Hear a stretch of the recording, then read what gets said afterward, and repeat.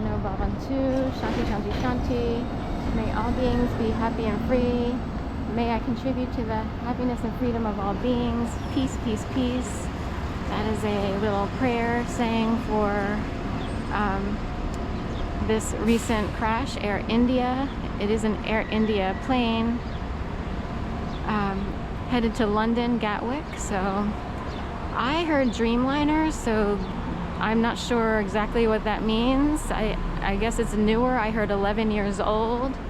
That's pretty new-ish, I think, for a plane. I'm not certain, like, I don't know how it all works, but someone implied that 11 years is not too bad for regular passenger flights.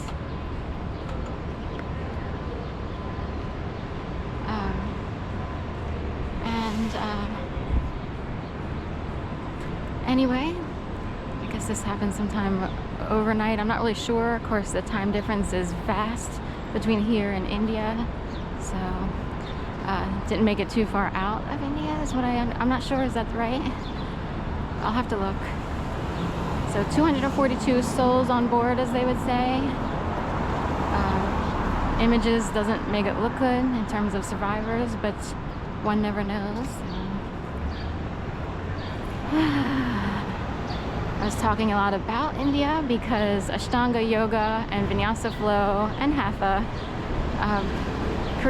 wound up in a huge movement here in the United States. It actually started years ago. I actually was somewhat interested in yoga back in the late 70s or 80s. I can remember back then you would have to get a record album with a booklet, and you listen to the record while flipping through the booklet to look at poses to figure out how to do the poses. It's, of course, much more beneficial in a group setting, in a studio. Even the studio itself lends to a better practice in terms of being able to accomplish poses and achieve them over time. It is a long process, very disciplined one. These days, America isn't hosting as much yoga, not the way it used to be. So it's quite a movement has sort of faded out with the pandemic and everything. A lot of things changed. Even, I guess, when Trump came into office in 2016, I noticed a shift. And I was like, wait, someone changed the golden sequence. There was a perfect 75 to 90 minute sequence, beautiful practice. And it can be a little bit unnerving to go into a studio, or even they had free yoga or donation-based yoga, to show up for a practice and only to find that the instructor started not calling out the poses in the correct sequence. The body naturally fares better in terms of alignment and everything else when poses are you're supposed to do certain poses to warm up. Then you get into, like, sitting poses, form, whatever. There's like a whole standing, sitting, so forth and so on. And to do those, to shake all that up and do them out of order or all mixed, that is one surefire way to mess up the body.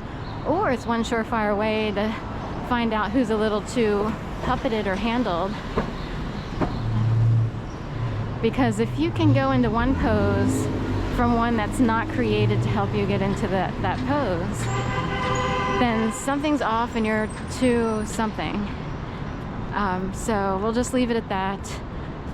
People showing up to yoga today, unless it's Ashtanga, are not getting the same benefits that existed in the past. So it's just a sign of the times, I guess. Maybe there's a whole new population and these people aren't supposed to have the same brains or mindset or abilities. Maybe too many people really loved yoga, benefited from it, so somebody had to dial it back. Who knows? I do know that yoga changed my life. I needed it. It was such a beautiful practice. And I'm wondering, when people sign up to go to yoga today, unless it's Ashtanga, how do they feel desire to return? what are they gaining from practices that are not doing what yoga, vinyasa flow, even a good one, was designed to do? The feeling is just not there. So something's missing.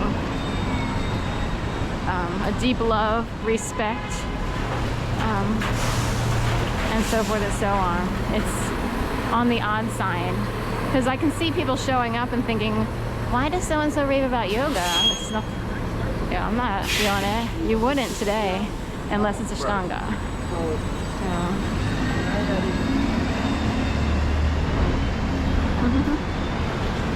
Welcome to Route 42 Base Cash Fare for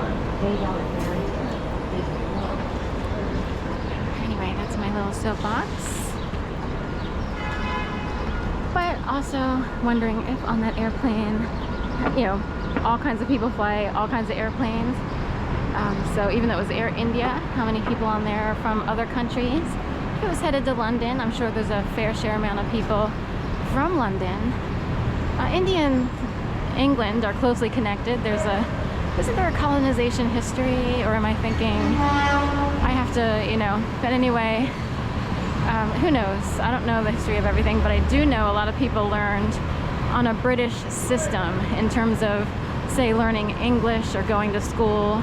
It was a very specific system.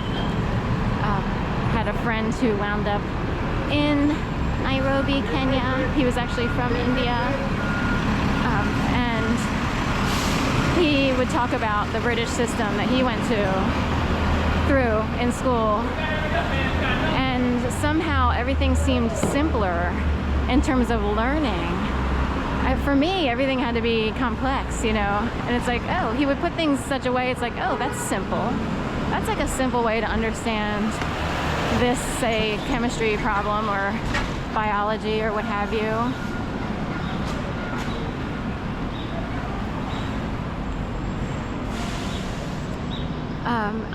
And I kind of wished some of the vernacular, some of the ways of teaching that he experienced were available in my world. So I don't know what the difference is, but it helped me to hear him talk sometimes like, oh, that's, oddly I would outdo him on a organic chemistry exam. But that was different. There's like a slight difference. There are different brains involved here. Organic chemistry is very different from regular chemistry or biology or what have you. And, I was really proud to score very high in organic chemistry. So it shows that I was more adjusted to that type of mindset. All right, so have a great day. Stay safe out there, and I'll see you on the flip side.